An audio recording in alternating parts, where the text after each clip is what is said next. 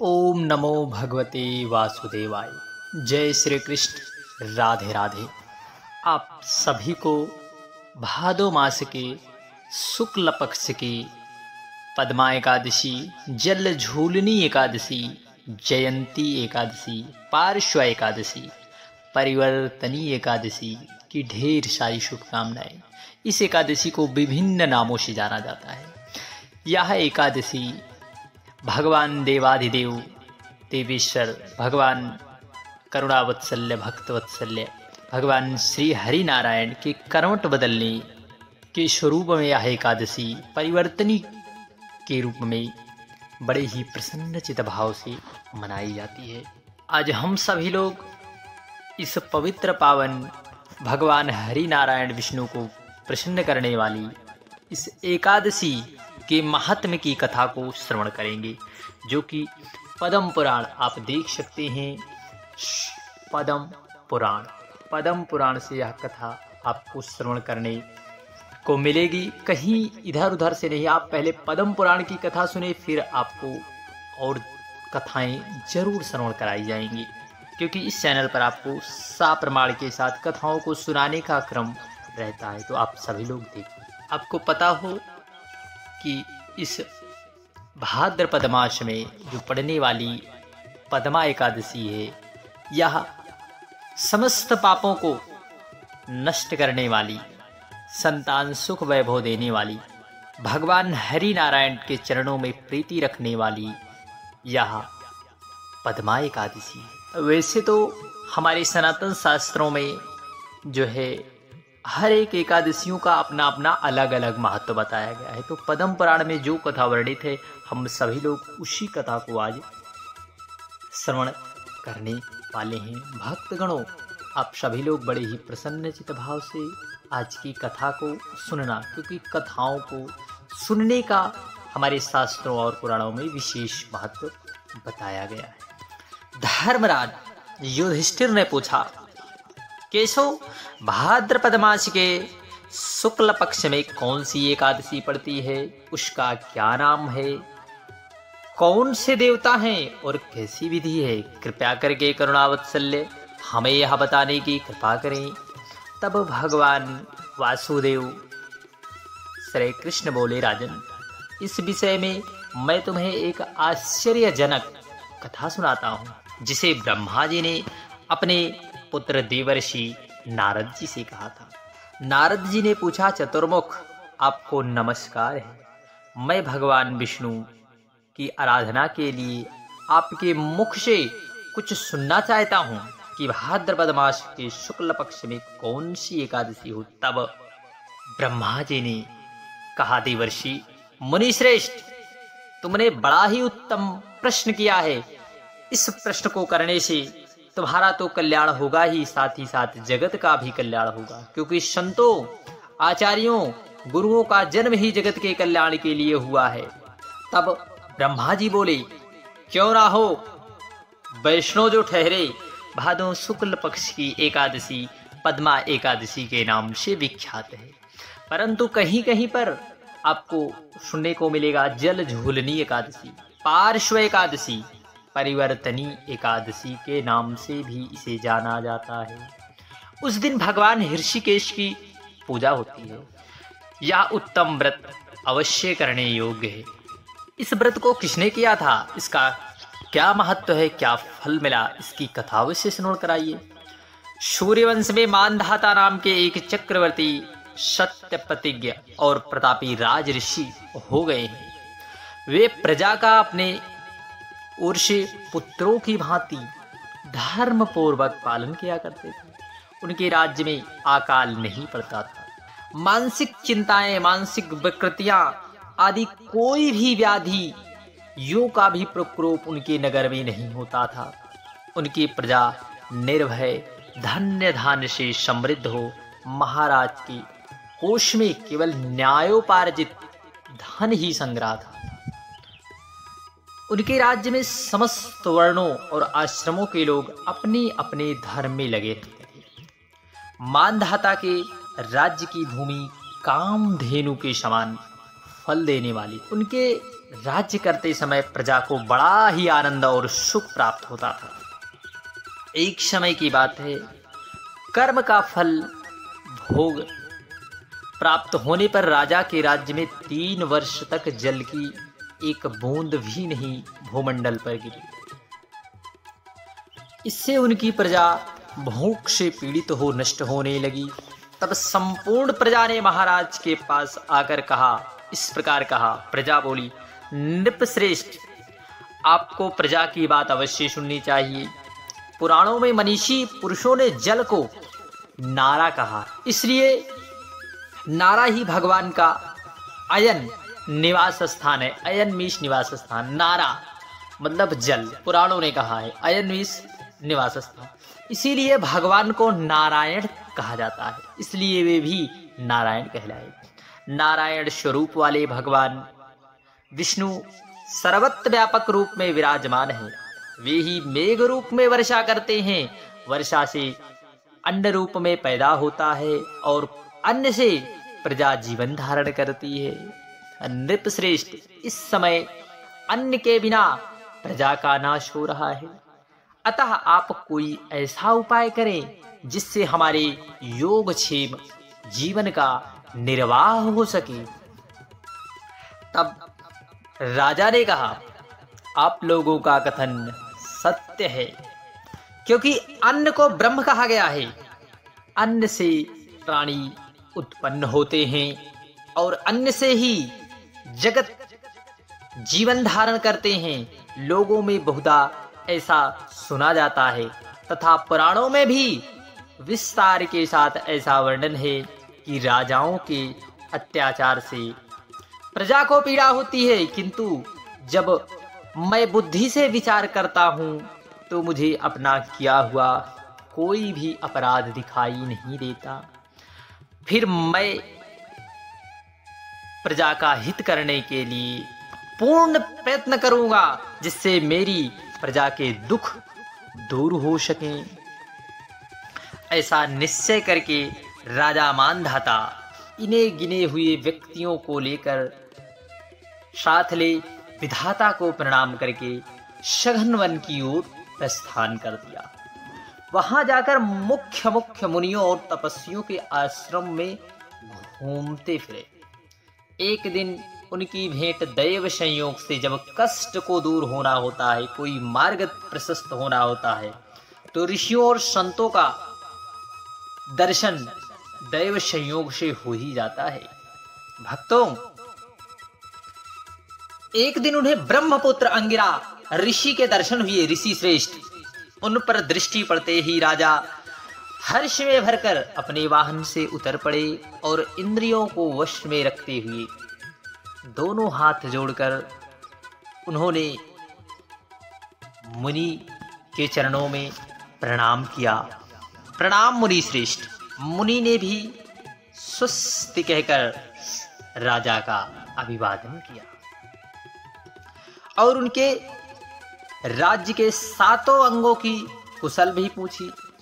राजा ने अपनी कुशल पूछी और मुनिवर, आपका स्वास्थ्य कैसा है आदि समाचार राजा मानधाता ने ऋषि श्रेष्ठ से पूछा। मुनि ने राजा को आसन और अर्घ्य दिया। इन्हें ग्रहण करके जब ये मुनि समीप बैठे तो उन्होंने पूछा, महाराज, आपके आगमन का कारण क्या है, कृपया हमें बतलाइए। तब महाराज बोले, भगवान, मैं धर्मानुकूल प्राणी से पृथ्वी का पालन कर रहा था, फिर भी मेरे राज्य में वर्षा का अभाव हो गया है। इसका क्या कारण है, इस बात को मैं जानता नहीं हूं।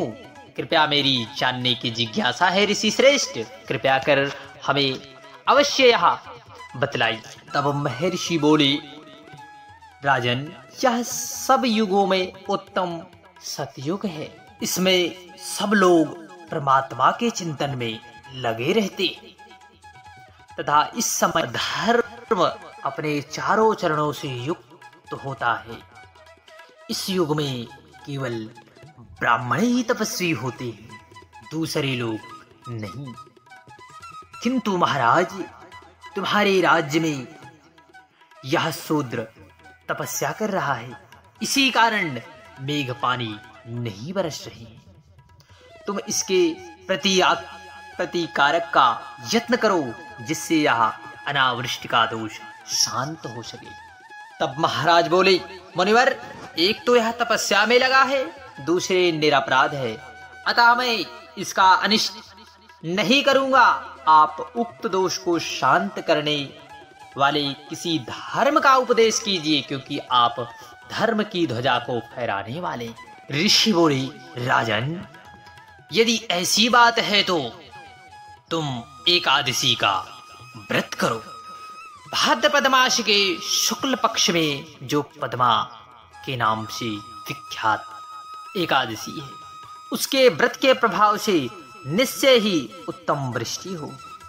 नरेश, तुम अपनी प्रजा और परिजन के साथ इसका व्रत करो। ऋषि के ऐसे वचन सुनकर राजा अपने घर लौट आए। उन्होंने चारों वर्णों को समस्त प्रजाओं के साथ भादो मास के शुक्ल पक्ष की पद्मा एकादशी का व्रत किया। इस प्रकार व्रत करने पर मेघ पानी बरसने लगे, पृथ्वी जल से अपलावित हो गई, हरी हरी खेतों से सुशोभित होने लगी। उस उत्तम व्रत के प्रभाव से सब सुखी हो गए। भगवान श्री कृष्ण कहते हैं, राजन, इस कारण इस उत्तम व्रत का अनुष्ठान अवश्य करना चाहिए। पद्मा एकादशी के दिन जल से भरे हुए घड़ों को वस्त्र से ढककर दही और चावल के साथ ब्राह्मण को दान देना चाहिए। साथ ही छाता और जूता भी देना चाहिए। निम्नलिखित मंत्रों का स्मरण करते हुए, नमो नमस्ते गोविंद बुद्ध श्रवण संज्ञक अगौग्य संक्षयं कृत्वा सर्वसौख्य प्रदो भवः भुक्ति मुक्ति प्रदस्येव लोकानां सुखदायक। बुधवार और श्रवण नक्षत्र के योग से युक्त द्वादशी के दिन श्रवण बुद्ध नाम धारण करने वाले भगवान गोविंद, आपको नमस्कार है। नमस्कार है मेरी पाप राशि का नाश करने वाले, आप मुझ पर सब प्रकार के सुख प्रदान करें। आप पुण्यात्मा जनों को भोग और मोक्ष प्रदान करने वाले। राजन, इसके पढ़ने और सुनने से मनुष्यों के पाप नष्ट हो जाया करते हैं। बोलिए भगवान हरि नारायण विष्णु की जय। बोलिए भक्त वत्सल्य करुणावत्सल्य करुणा भक्तों पर करुणा करने वाले करुणाकर भगवान देवादिदेव देवेश्वर श्री कृष्ण की जय। बोलिए वासुदेव भगवान श्री कृष्ण की जय। बोलिए मधुसूदन भगवान की जय। बोलिए पद्मधारण चक्रधारण सुदर्शन धारी की जय। बोलिए मुरलिया वाले की जय। जय श्री कृष्ण। जो कमल नयन भगवान का कमल से पूजन करते हैं, वे अवश्य ही भगवान के समीप जाते हैं। अगली कथा, जिसे भाद्रपद शुक्ल पक्ष की एकादशी को व्रत और पूजन किया है, उसने ब्रह्मा विष्णु सहित तीनों लोकों का पूजन कर लिया। अतः हरिवासर अर्थात एकादशी का व्रत अवश्य करना चाहिए। इस दिन भगवान करवट लेते हैं, इसलिए इसको परिवर्तनी एकादशी भी कहा जाता है। भगवान के वचन सुनकर युधिष्ठिर बोले, भगवान, मुझे अति संदेह हो रहा है कि आप किस प्रकार सोते और करवट बदलते हैं तथा किस तरह राजा बलि को बांधा और वामन रूप रखकर क्या क्या लीलाएं की, चातुर्मास की क्या विधियां हैं, इसे हमें श्रवण कराएं। तब भगवान श्री कृष्ण कहने लगे, राजन, अब आप सब पापों को नष्ट करने वाली कथा को श्रवण करें। त्रेता युग में बलि नाम का एक दैत्य था, वह मेरा परम भक्त था।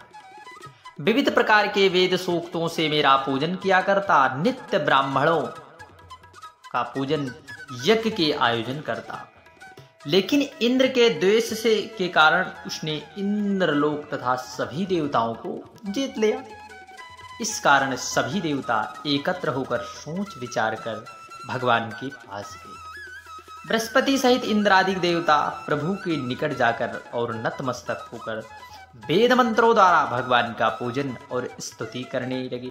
अतः मैंने वामन रूप धारण करके 5 अवतार लिया और फिर अत्यंत तेजस्वी रूप से राजा बलि को जीत लिया। इतनी वार्ता सुनकर राजा युधिष्ठिर बोले, हे जनार्दन, आपने वामन रूप धारण करके उस महाबली दैत्य को किस प्रकार जीत लिया? तब मुरलीधर भगवान श्री कृष्ण को वरदनदारी कहने लगे, मैंने वामन रूपधारी ब्रह्मचारी बलि से 3 पग भूमि की याचना करते हुए कहा, ए मुझको 3 लोकों के समान है, हे राजन, यह तुमको अवश्य ही देनी होगी। राजा बलि ने इसे तुच्छ याचना समझकर 3 पग भूमि का संकल्प मुझको दे दिया और मैंने अपने त्रिविक्रम रूप से को बढ़ाकर यहाँ तक कि भूलोक में पद, भुअरलोक में जंघा, स्वर्गलोक में कमर, महलोक में पेट, जनलोक में हृदय, यमलोक में कंठ की स्थापना कर सत्यलोक में मुख, उसके ऊपर मस्तक स्थापित किया।